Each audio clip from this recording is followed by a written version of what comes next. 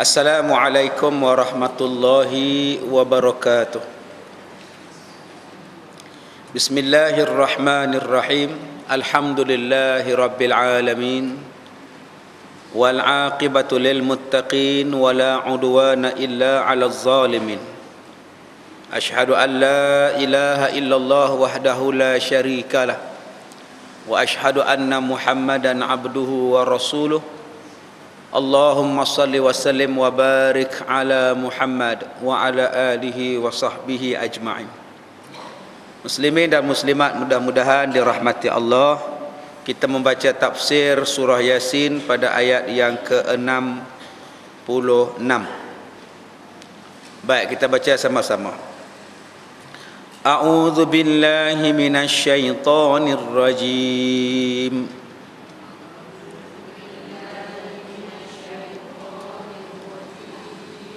Walau nasha'u latamasna ala a'yunihim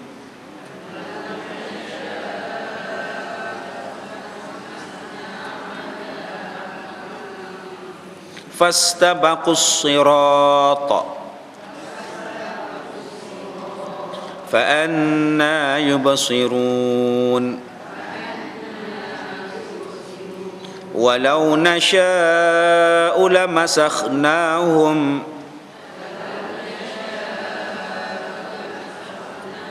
ala makanatihim famastata'u mudiyya wala yarji'un. وَمَنْ نُعَمِّرْهُ نُنَكِّسْهُ فِي الْخَلْقِ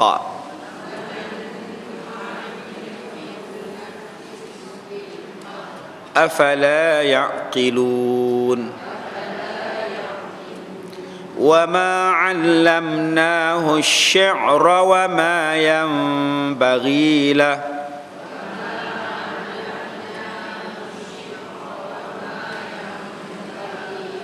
إن هو إلا ذكر وقرآن مبين.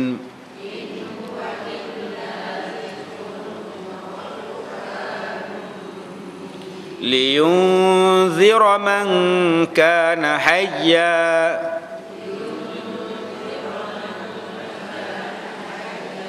ويحق القول على الكافرين.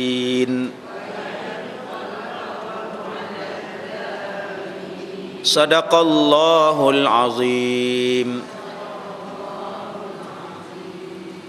Baik, kita lihat ayat yang ke-66. Kalau kita lihat pada ayat yang ke-65, Allah Ta'ala sebut al-yawma nakhtimu ala afwahihim. Pada hari ini kami tutup mulut mereka. Wa tukallimuna aydihim, dan tangan mereka berkata kepada kami. Wa tashhadu arjuluhum, dan kaki mereka memberi kesaksian bima kanu yaksibun, atas apa yang dahulu mereka kerjakan di dunia.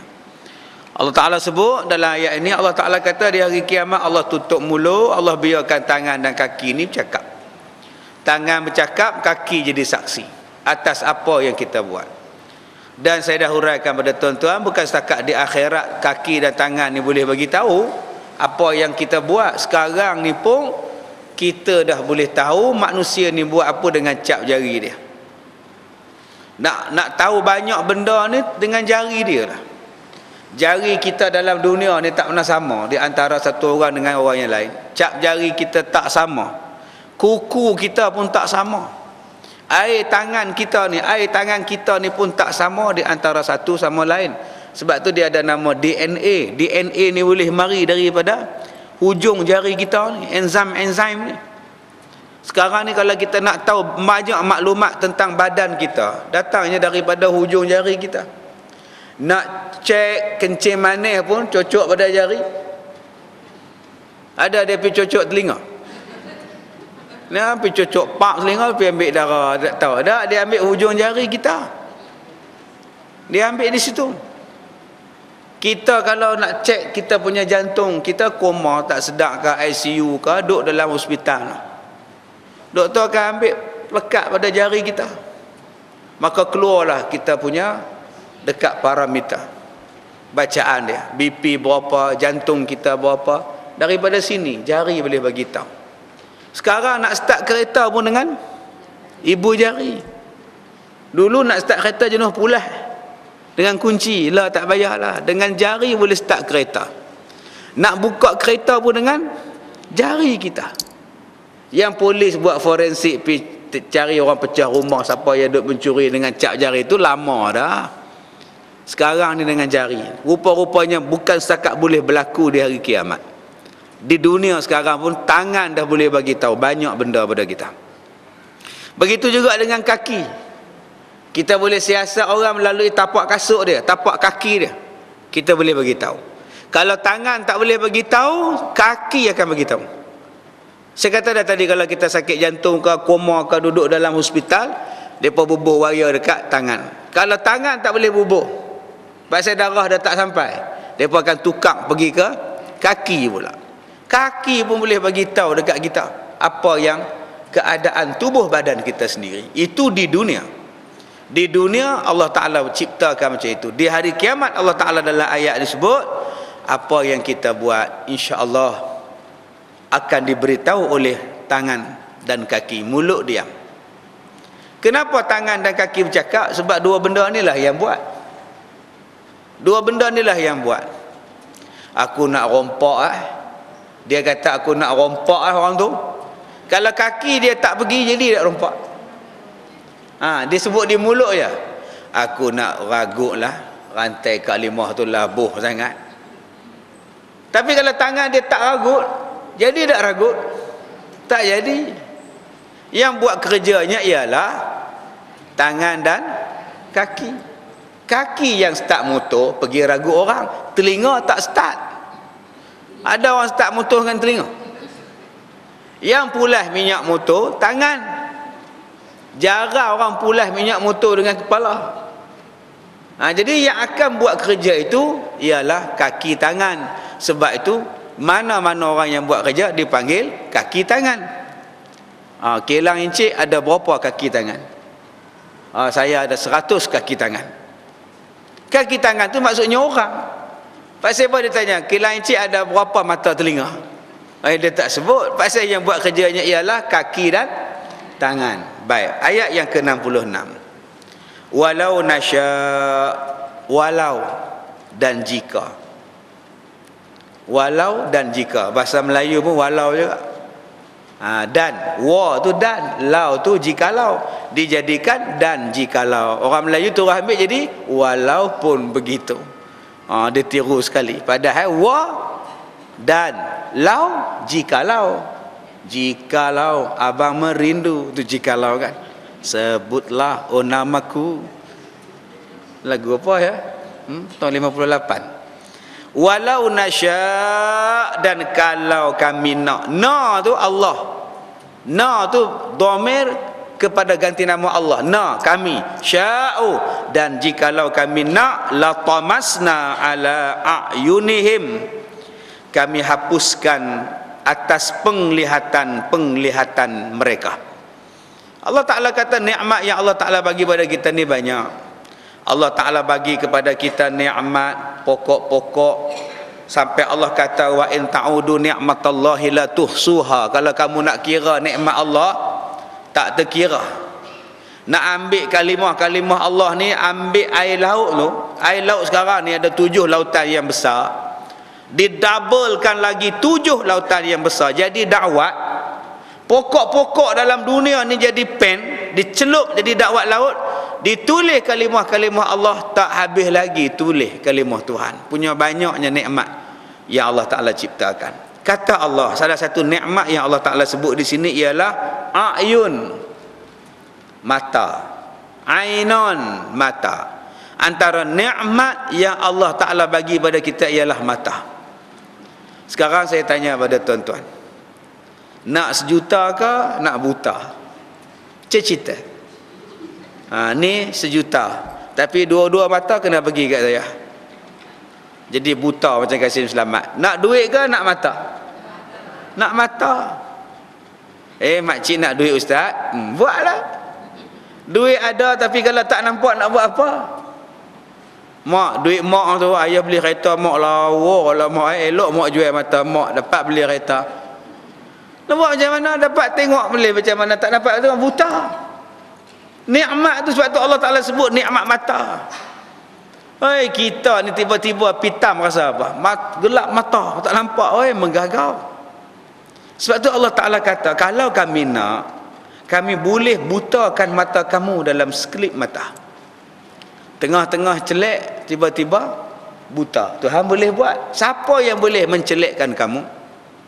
Ada ustaz, nama dia Dr. Ismadi, doktor mata. Itu cerita Kasim Selamat. Ada orang otak mata dia ni, otak dia mati. Otak ni, kita ni kena syukur. Sebab apa kena bersyukur? Pertama, sebab kita boleh tengok. Bila kita boleh tengok, ya Allah cantiknya keindahan alam. Cantik tak tengok keindahan alam? Pergi tepi pantai cantik, wahai kawan-kawanku semuanya ke pantai. Itu lagu tahun 68. Mata tu cantik tengok.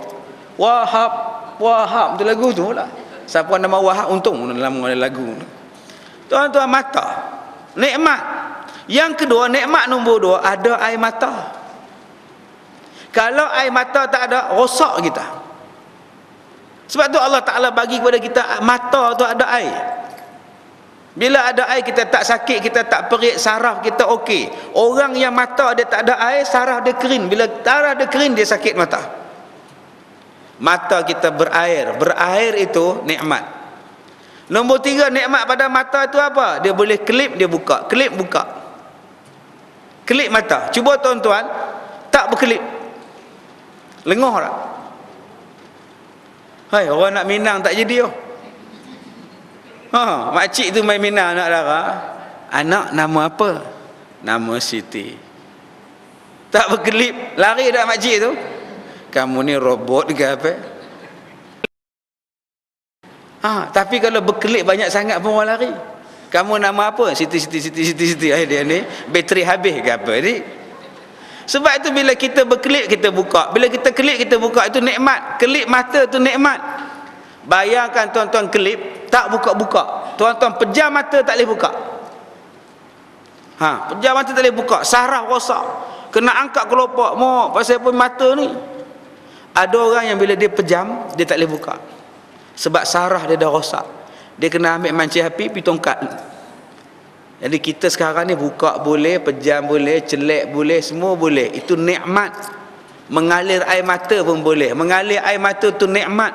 Orang yang menangis tu hilang tension dia. Dengan sebab dia menangis itu, dia lepas tension dia. Sebab tu kalau anak kita menangis, biarlah. Nangis puas-puas, biarlah. Kalau anak dara kita menangis putih cinta, nangis puas-puas. Lepas dia puas-puas menangis, insya-Allah dia tak menangis dah. Ataupun dia buta ya. Pasal menangis kerap sangat. Jadi semua ni nikmat. Allah kata aku boleh buat.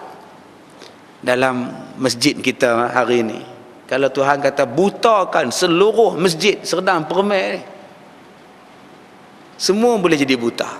Apa akan jadi pada kita? Kalau saya buta, kita punya bendahari buta, tu imam buta, akak-akak semua buta sekarang ni, agak-agak jadi apa? Dalam masjid ni jadi apa?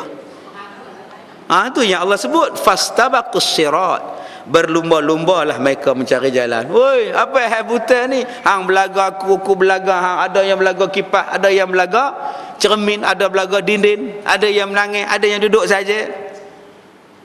Allah boleh buat dalam sekelip mata. Bila jadi buta, fastabaqus sirat fa anna yubsirun. Maka betapa mereka boleh melihat. Tuhan boleh buat. Jangan kata Tuhan tak boleh buat. Tuhan buat sekelip mata je. Bila dia butakan kita satu masjid, meraba-raba kita. Sekarang Allah Ta'ala bagi nikmat, tak payah meraba. Tapi kalau belaga juga, tu saja kadang ada. Ya, kita dah ada dah. Sekarang tak payah dah, mata jelas. Yang hampir belaga cermin tu pasal apa? Ya, dulu-dulu orang pasang cermin pintu ni dia tak ada rel hitam. Orang tak pasang, pam belaga. Sekarang ni dia perbuh warna-warna dah dekat cermin. Kadang-kadang bukan setakat orang belaga, burung pun belaga. Kesian kat burung. Dia ingatkan laluan, rupa-rupa cermin, kawan laju turun, pam. Pening burung tu setengah jam tuan. Itu ingat nikmat yang Allah Ta'ala bagi pada kita. Nombor satu ialah nikmat mata. Jadi jaga nikmat mata. Bagaimana yang kata jaga nikmat mata? Baca Quran, tengok Quran, tengok mak, tengok pak kalau pak masih hidup, tengok Kaabah. Kalau tak ada Kaabah, tengok gambar Kaabah. Tengok muka orang alim, tengok muka suami, tengok muka isteri. Kalau dia tak ada suami ustaz, kahwin lain. Tengok pokok, tengok alam, tengok yang Allah Ta'ala ciptakan yang halal-halal. Kita tengok benda-benda itu, kita dapat pahala. Tadi saya mengajar satu pejabat, dia berbubuh dalam akuarium ikan kaloi. Saya tengok ikan kaloi, ya Allah, cantiknya, cantiknya. Dia tengok saya, bibir ikan kaloi kan tebal, tengok lagu tu. Saya kata, ya Allah, cantiknya Allah Ta'ala ciptakan. Mata kecil je, bibir tebal, tak larat berenang, gemuk.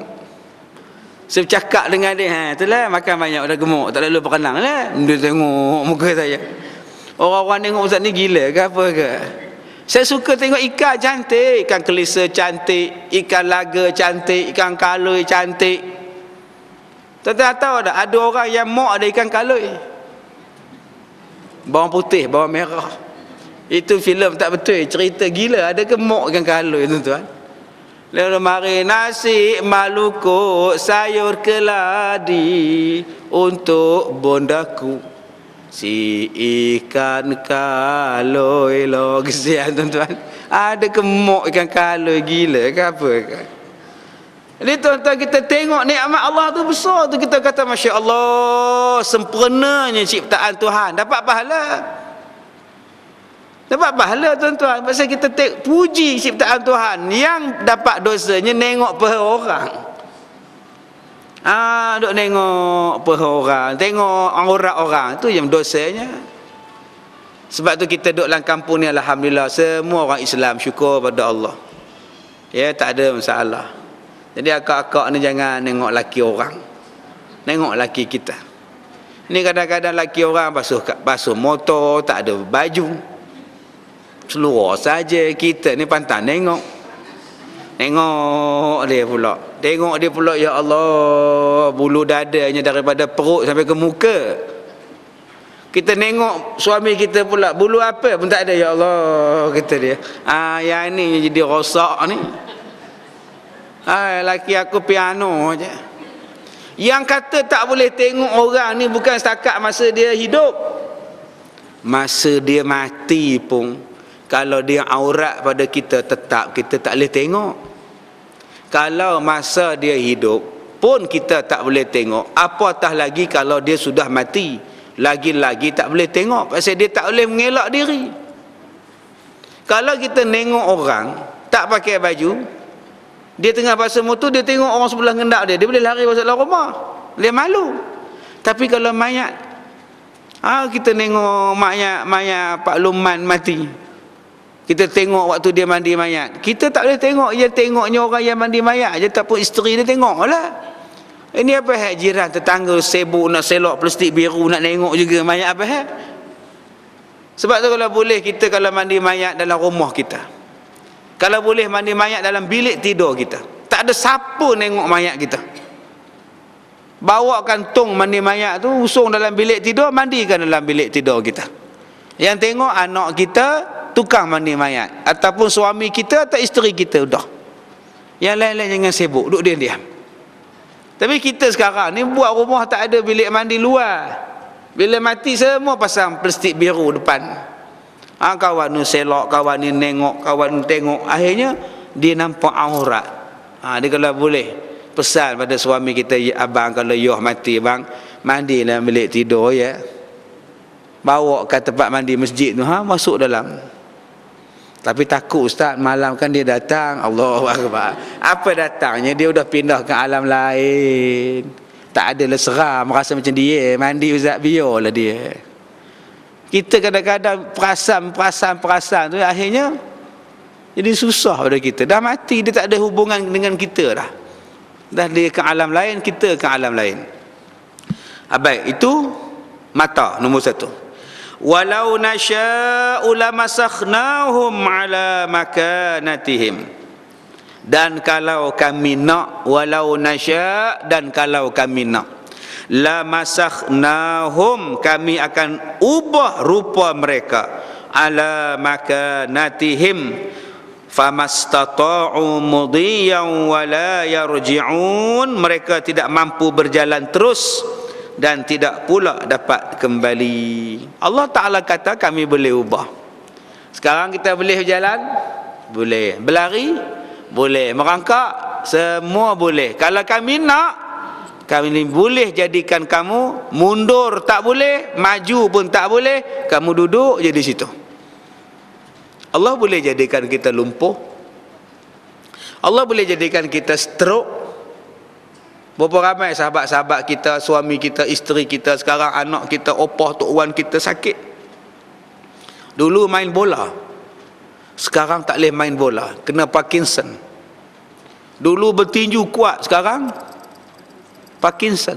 Tuhan boleh buat. Sak je Tuhan buat.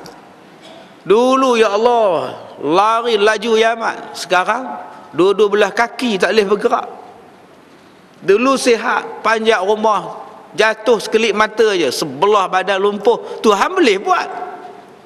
Maka kata Allah, kalau kami buat, siapa yang boleh menjadikan kamu boleh bangun berjalan balik?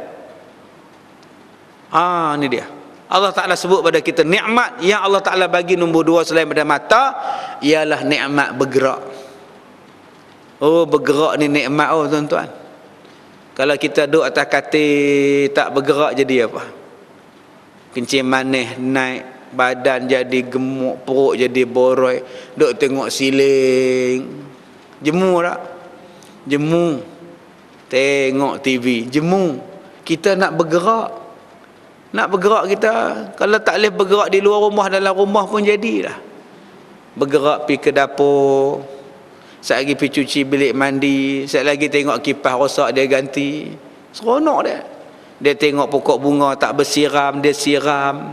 Dia tengok daun banyak yang tak disapu, dia sapu. Seronok orang berjalan. Kalau berjalan dalam rumah pun seronok, kalau berjalan pergi Wang Kelian, pergi ke Nilai, lagilah seronok. Ni orang berjalan pergi ke Mekah, buat haji, buat umrah, lagi seronok. Saya bila dengar laporan berita ni, persiapan daripada pihak tabung haji telah siap segala-galanya, hanya menunggu jemaah untuk sampai ke Madinah.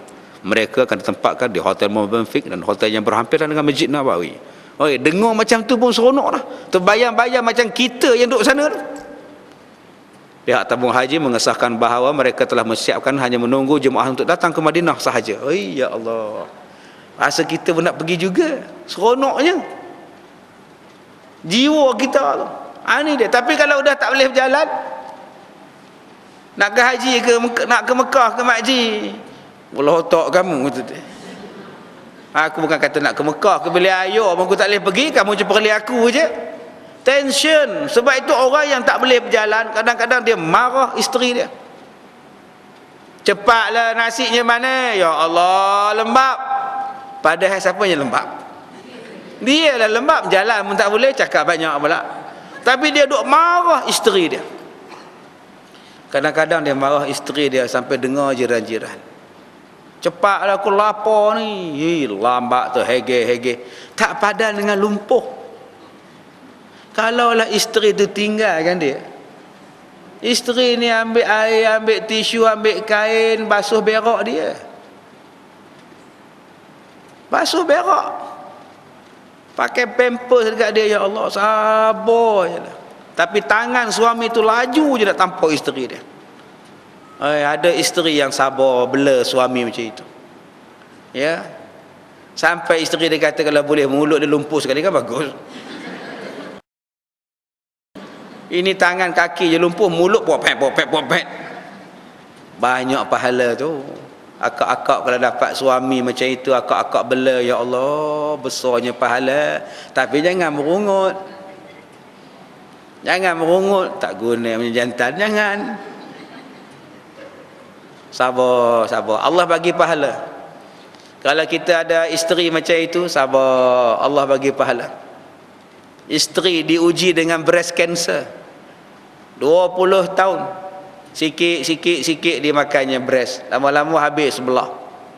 Sikit dia makan pula belah kanan pula, habis dua-dua belah. Suami bela, nikah lain pun tidak, cari lain pun tidak, pasang lain pun tidak. Bela ngantar ke hospital, ambil hospital, tidur berjaga, ya Allah, 20 tahun meninggal. Berapa banyak pahala?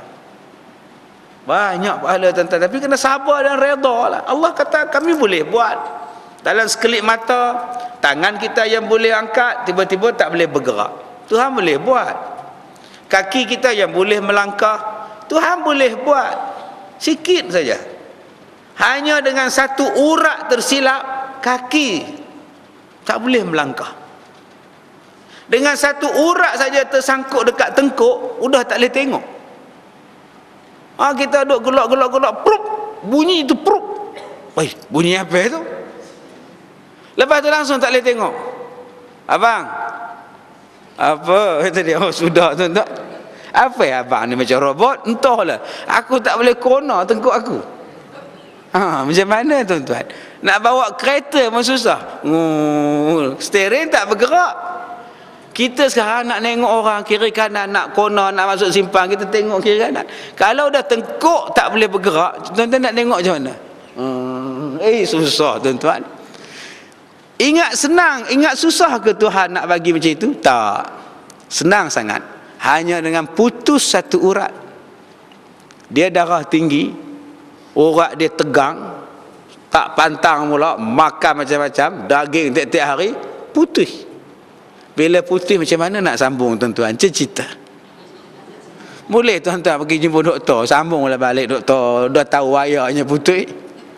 Orang gila pun bukan senang tuan-tuan, wayar je putih. Boleh tuan-tuan sambung balik, udah. Dengan rahmat Allah saja tengkuk dia sihat. Kadang-kadang bila kita mengurut lah, mula-mula boleh berjalan, lepas-lepas ngurut langsung tak boleh berjalan. 10 wayar dia putih. Jadi jaga-jaga. Ya, Allah Ta'ala bagi kepada kita ni dalam sekelip mata Tuhan boleh buat.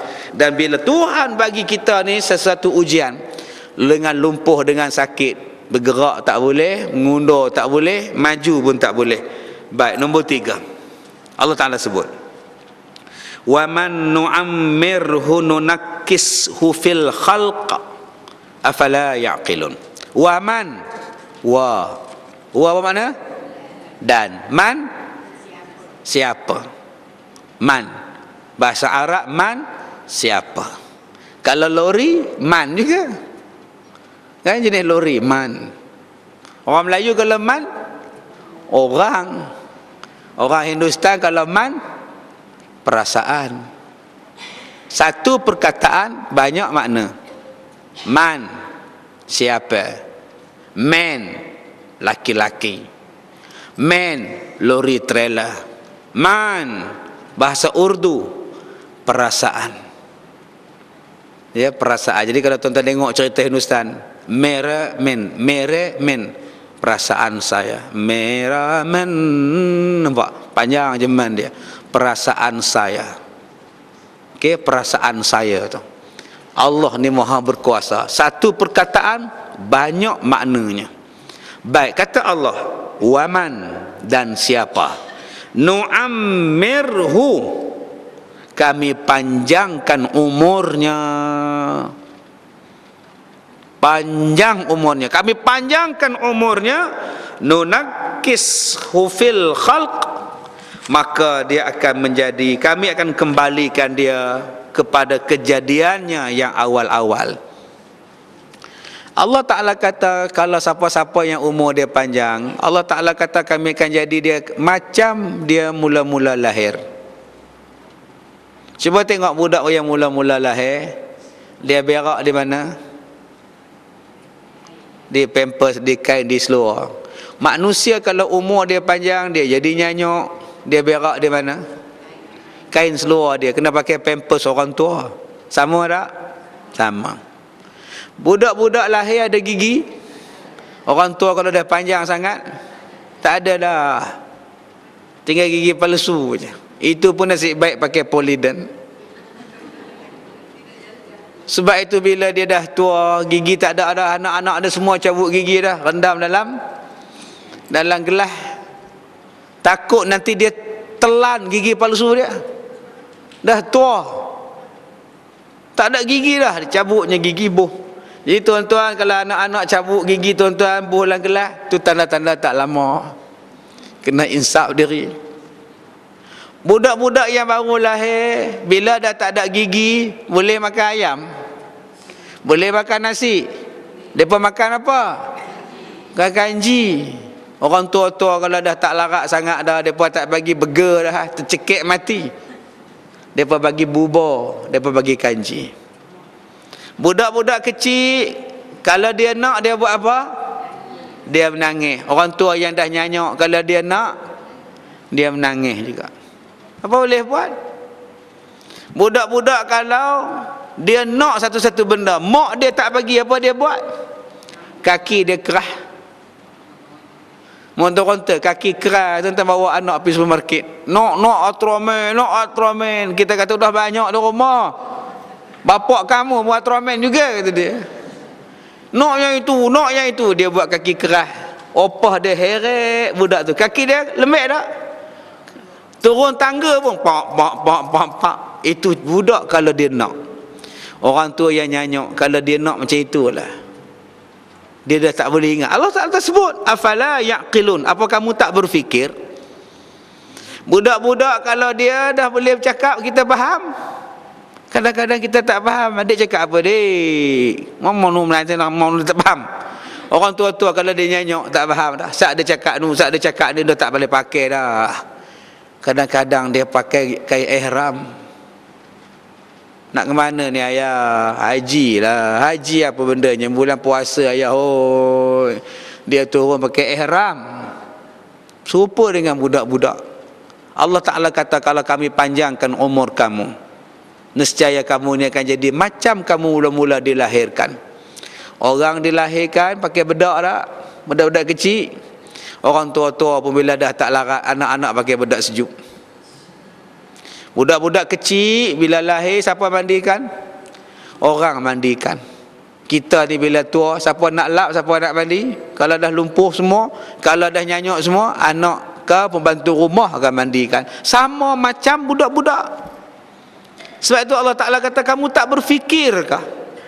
Kamu tak tanyakah kamu kan jadi macam itu? Mata tak nampak, telinga tak dengar.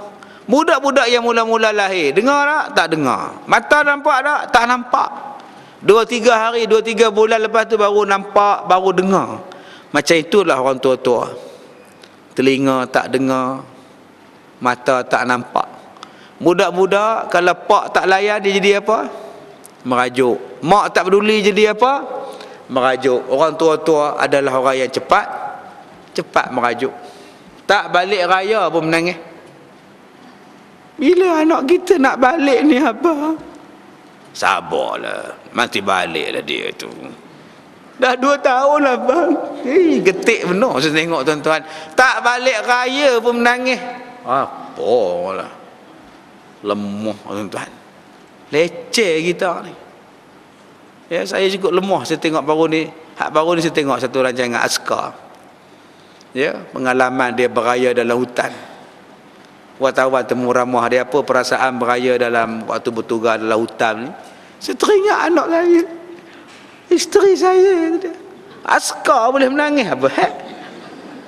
Kalau Saidina Umar hidup tuan-tuan, dia pecat je askar. Askar mana boleh menangis, ingat lemang. Apa kenangan yang paling manis sekali ketika beraya di kampung? Saya teringat lemang dan Meriam lah itu dia. La ilaha illallah. Askar ni kena kuat semangat. Dia bukan boleh menangis. Ini sikit-sikit menangis, sikit-sikit menangis, tak layak jadi askar. Askar kena semangat kuat. Baik, wa ma 'allamna wa ma. Wa apa makna? Dan. Ma tidak.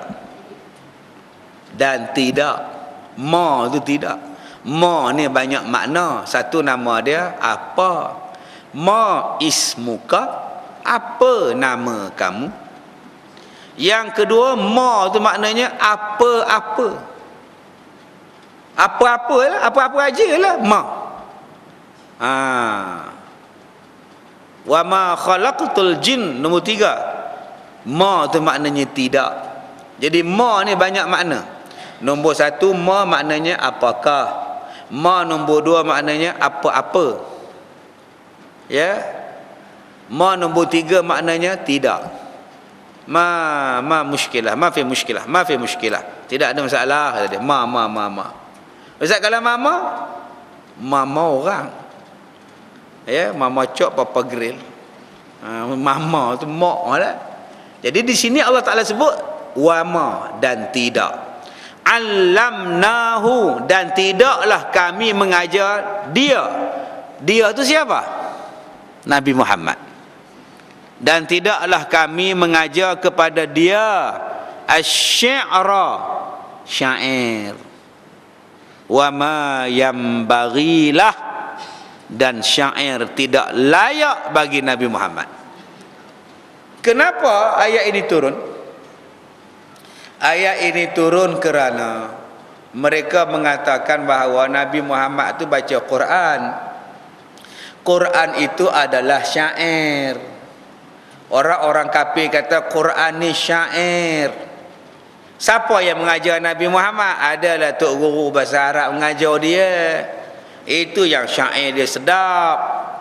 Allah turun ayat, Allah kata kami tidak pernah mengajar Nabi Muhammad syair. Dan syair tidak layak bagi Nabi Muhammad. Syair ini terbahagi kepada beberapa jenis syair. Pertama, syair lara. Syair yang sia-sia. Yang ini lara, tak berfaedah. Andainya dapat ku gumpal awan, kan ku tulis namamu di langit biru.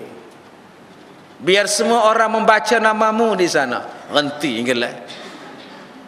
Nak nulis kat whiteboard pun susah. Tambah nak gumpal awan, nak tulis nama. Tak payah dah. Ini contoh syair yang merapu. Ya, masihkah kau ingat kita berlari-lari mencari pelangi, lalu hujan turun, kita basah bersama. Tak payah mencari pelangi. Buat apa? Dia bukan boleh dapat tangkap, dia cahaya. Ini bentuk syair yang merapu. Ya, memuji manusia yang bukan selayaknya. Memuji manusia yang bukan selayaknya. Ku pertaruhkan jiwa ragaku hanya untukmu, Delilah, my Delilah. Tu Tom Jones. Ya, ada orang minat Tom Jones. Satu lagi Tom Yam. Yang kedua, syair yang bagus. Syair menaikkan semangat untuk berjihad. Wahai sahabat-sahabatku, di belakang kamu adalah lautan, di hadapan kamu adalah musuh, dan di sebalik sana adalah jihad fi sabilillah, syahid. Tu macam tu tak apa lah. Syair macam tu tak apa. Kepadamu kekasih aku serahkan jiwa dan raga, juga segalanya hanya untukmu Tuhanku. Tak apa.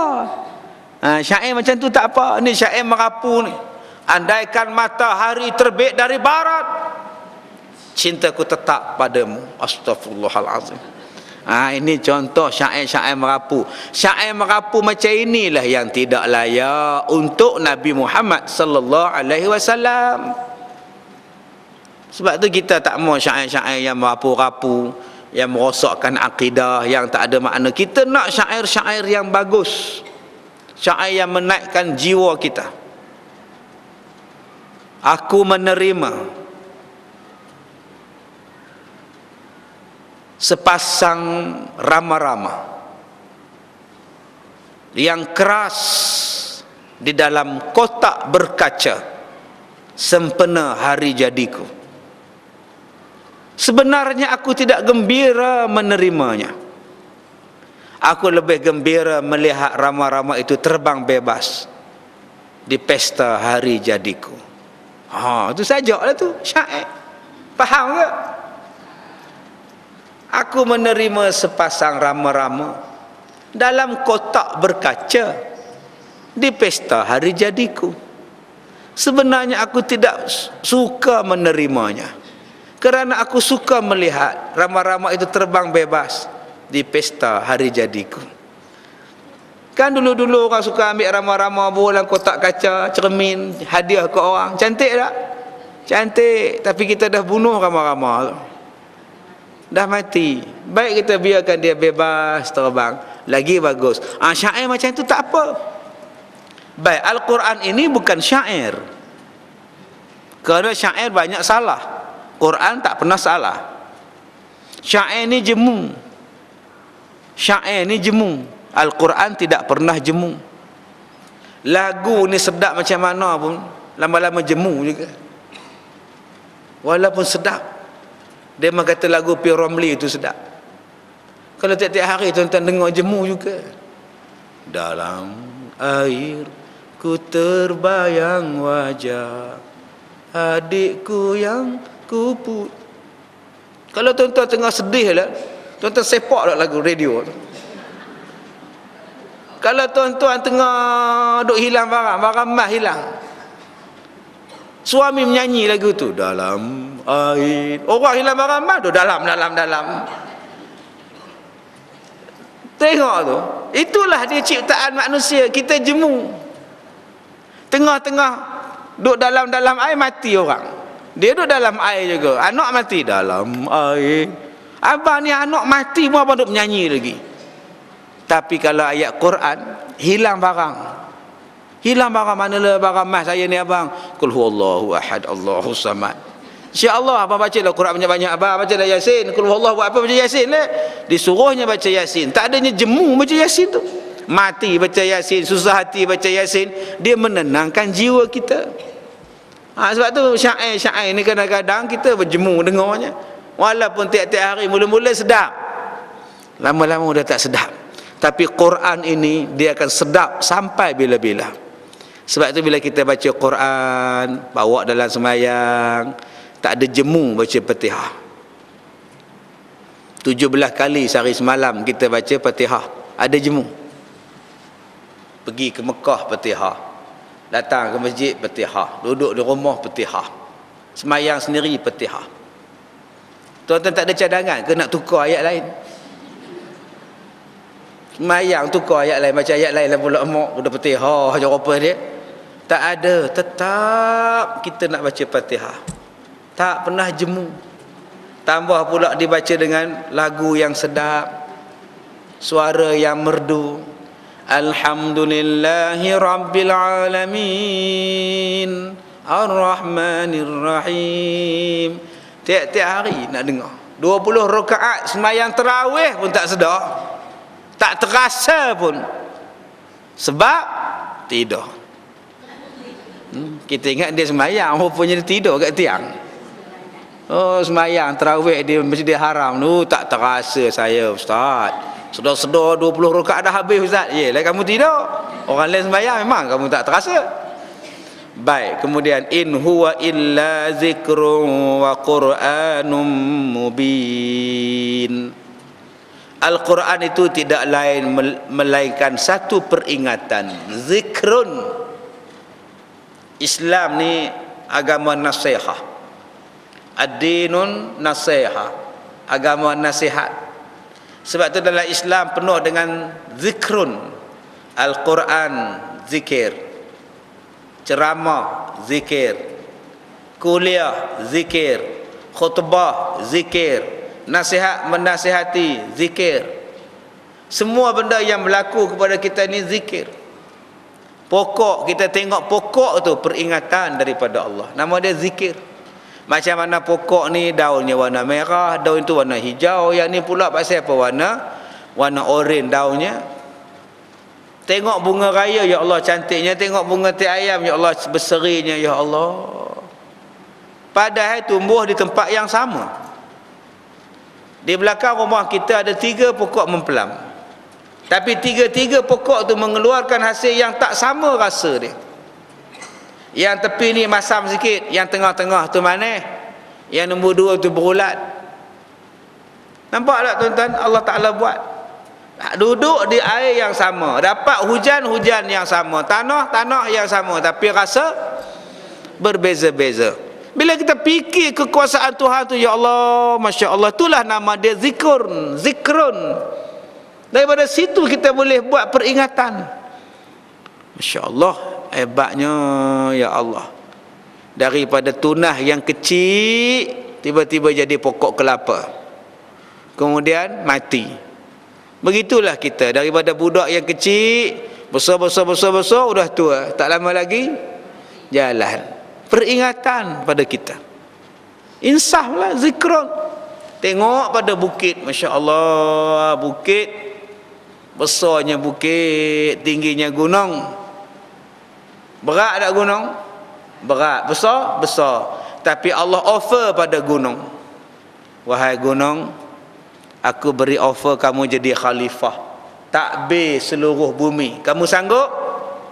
Gunung kata tidak, kami tak sanggup memikul amanah. Bila tanya pada manusia, kamu sanggup memikul amanah? Manusia yang kecil kemetot sanggup. Sebab tu Imam Ghazali kata, benda yang paling berat ialah amanah. Sebab gunung pun tak sanggup ambil, segala benda tak sanggup ambil, pasal berat. Benda yang paling berat ialah amanah. Bila kita dah pegang amanah tu, imam, berat. Subuh kena bangun, raya tak boleh cuti. Orang lain yang tak jadi imam, dia boleh pergi rumah anak dia seminggu, jalan 2 minggu rumah anak. Tok imam boleh pergi, Tok Bilal boleh pergi? Tak. Orang lain balik kampung, Tok Bilal menung. Siapa nak azan? Beratnya jadi amanah. Amanah seorang suami berat.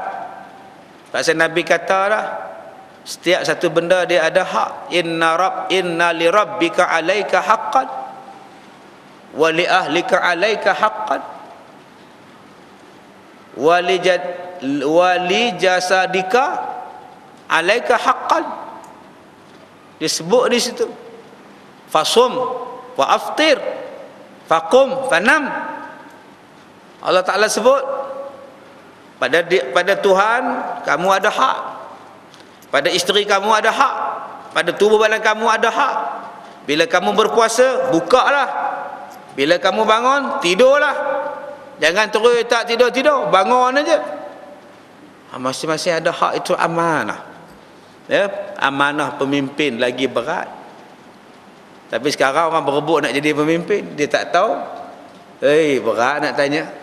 Rakyat susah dia kena tanya, rakyat tak menikah dia kena tanya. Pemimpin besok, tuan-tuan, di antara yang dia kena tanya ialah, kenapa kamu tak cari jodoh untuk dia? Jaga-jagalah ketua kampung. Ketua kampung kena cari mana yang tak menikah ni, kena bagi menikah. Allah Ta'ala sebut dalam Quran tu, wa ankihul ayama minkum, dan suruhlah, carilah mereka ni kawinkan orang yang bujang-bujang ni. Menunjukkan perintah tu bukan perintah ada mak bapak aja, perintah pada pemimpin kecil, pemimpin besar.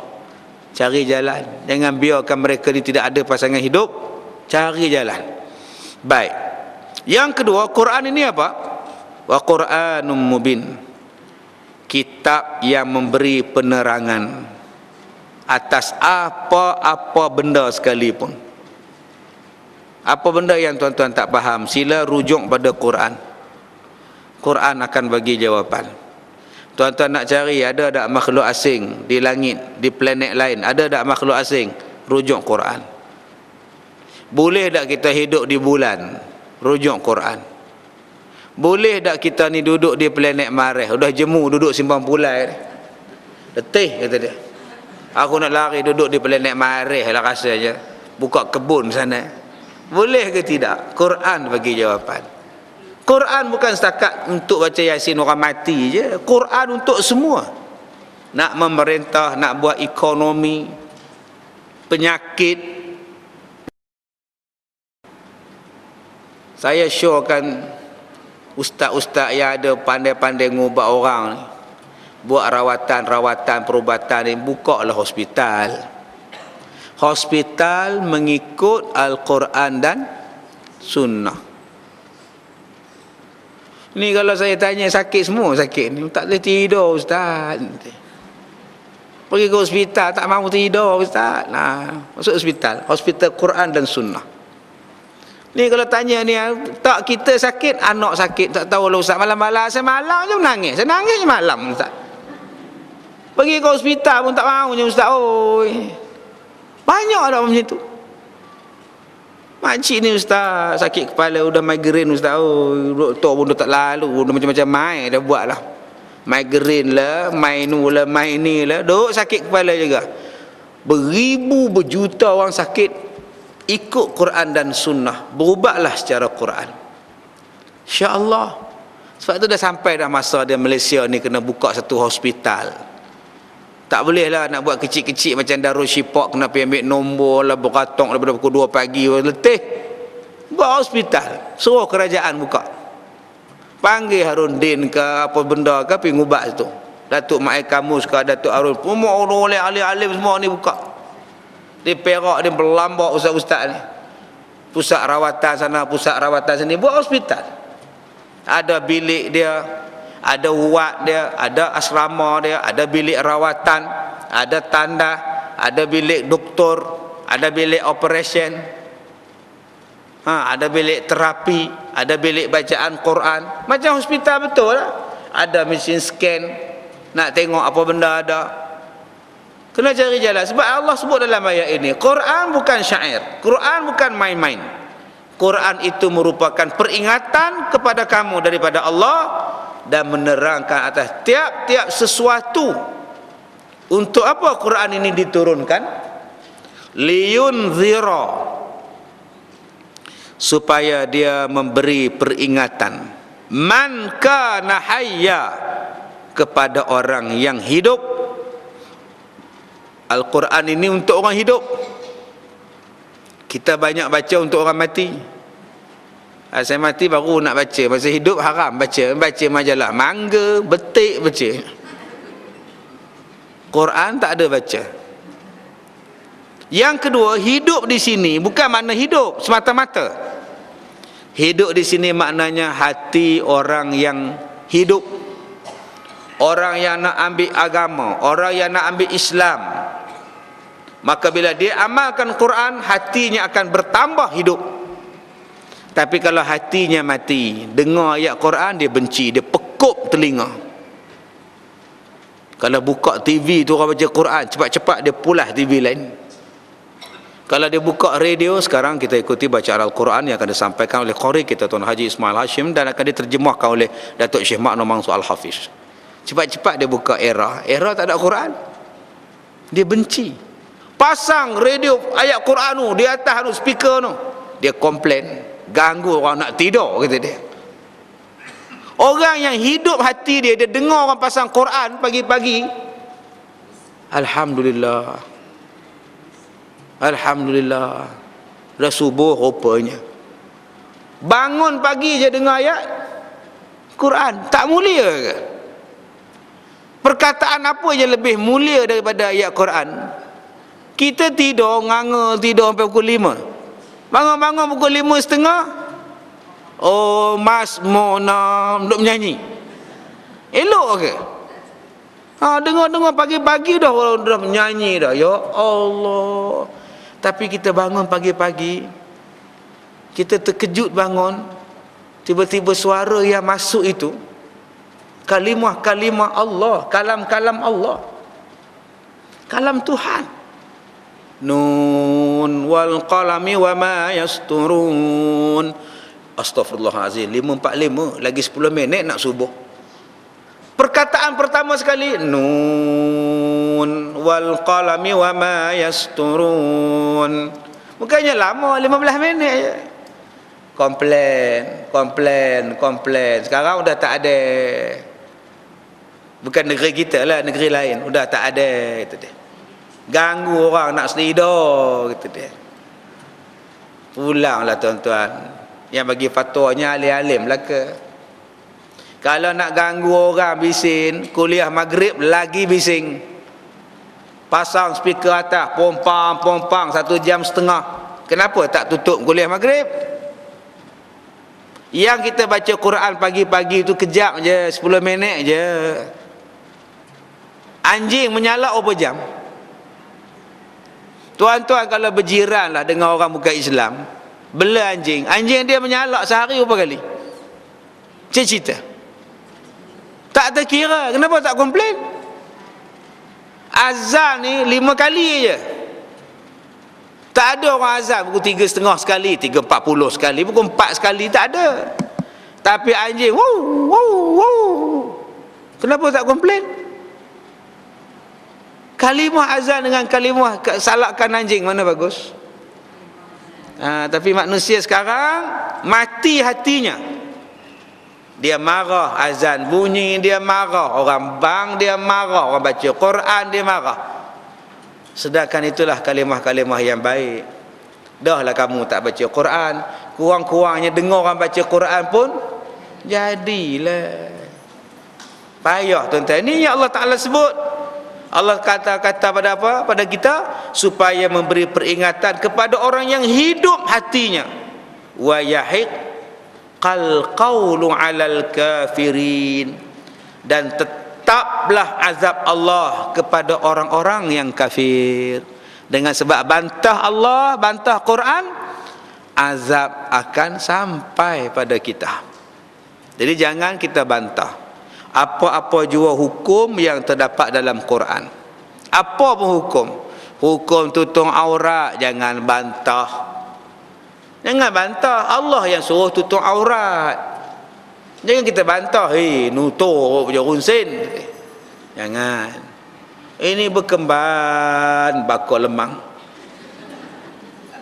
Dah lah bakar depan rumah berkemban kan batik, duduk mencangkung, duduk perbetulkan buluh lemang. Masa itulah datang orang naik motor tanya pula, jual ke Kak? Kak tu membangun, tak ada jual, kita duduk garu dada ni. Jadi mak ni tengok lemang ke tengok dada dia. Tutup aurat tu perintah Allah, jangan bantah. Hukum hudud itu perintah Allah, jangan bantah. Bila kita kata tak sesuai, bila nak sesuai ni kalau tak dibuat? Bila masa nak sesuainya tuan-tuan? Kalau tak pernah dibuat. Macam kita dulu lah tak pakai tudung. Pakailah tudung, mak kata. Belum sampai masa mak, tak sesuai lagi. Pasal tak mau pakai. Cuba pakai. Sekarang tak boleh tinggal dah pakai. Lagi cantik pada tak pakai. Cantik orang pakai tudung. Ada rombok macam aiskrim. Warnanya cantik aja, macam pelangi pun ada. Saya semalam jumpa satu perempuan pakai tudung, belah sini oren, belah sini hijau, lain menu tengok ni. Fashion, belah sini sebelah dia oren, ini warna lain tuan. Dengan sebab kita pakai tudung lagi cantik, lagi segak. Uban pun tak nampak. Nah, rambut pun tak jatuh dalam gulai. Cuba tengok chef yang masak di hotel, pakai kepiah tak? Tu dia punya tinggi kepiah, melaga dengan pintu. Cuba tengok doktor bila operate orang, pakai tak tudung? Pakai. Nurse pakai tudung, nurse pakai tutup muka, doktor tutup muka, rambut tak nampak. Cuba tanya pada chef, pakai apa hang pakai tudung bila masak? Menjaga kebersihan. Tanya pada doktor yang buat operation, kenapa hang pakai tudung masa operation? Menjaga kebersihan. Maknanya Islam ni dia suruh pakai tudung. Memang lama dah Islam ni suruh kita jaga kebersihan. Nampak? Tak ada kita nak garu kutu tak jatuh. Ini cantiknya Islam, Masya Allah. Jadi tuan-tuan, mudah-mudahan kita dapat banyak manfaat daripada kuliah kita. Sekian. Wabillahi taufiq wal hidayah. Assalamualaikum warahmatullahi wabarakatuh. Jadi kita jumpa lagi pada 6 hari bulan 10 ya. 6 hari bulan 10 aja. Tulislah 10 malam. 10 malam TV 1. Ya, siaran langsung forum perdana Ustaz Kazim. Okey, 6 hari bulan 10 minggu depan lah. Ya, minggu depan rakam. Kan senang Ustaz Kazim keluar TV ni. Yang kedua, Rumah Menteri Besar hari Ahad ni ada ya. Hari Ahad ni ada, insya-Allah 2 hari bulan. Dan insya-Allah saya akan bacakan pada tuan-tuan doa. Mudah-mudahan tuan-tuan dapat ijazah nanti, tuan-tuan boleh amalkan doa untuk membatalkan sihir. Jadi datang ramai-ramai sewa bah dah senang. Ayah ajar sewa bah, bawa sini pakcik-pakcik ni. Okey, insya-Allah senang. Pukul 9 pagi rumah MB kita. Insya-Allah kita akan baca 7 wasiat Nabi sallallahu alaihi wasallam. 6 hari bulan TV 1, rumah MB hari Ahad nanti 2 hari bulan. Rumah MB hari Ahad lah nak mari ni. Lagi 3 hari apa? Jumaat, Sabtu, Ahad. 2 hari bulan. Pagi 9 pagi.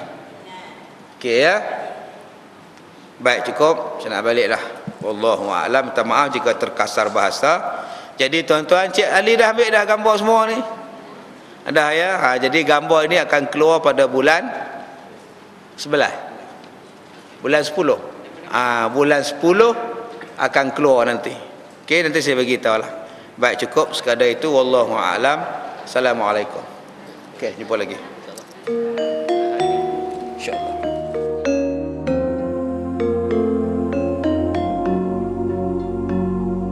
Mana milik kita, tidak ada milik kita. Semua yang ada Allah yang punya.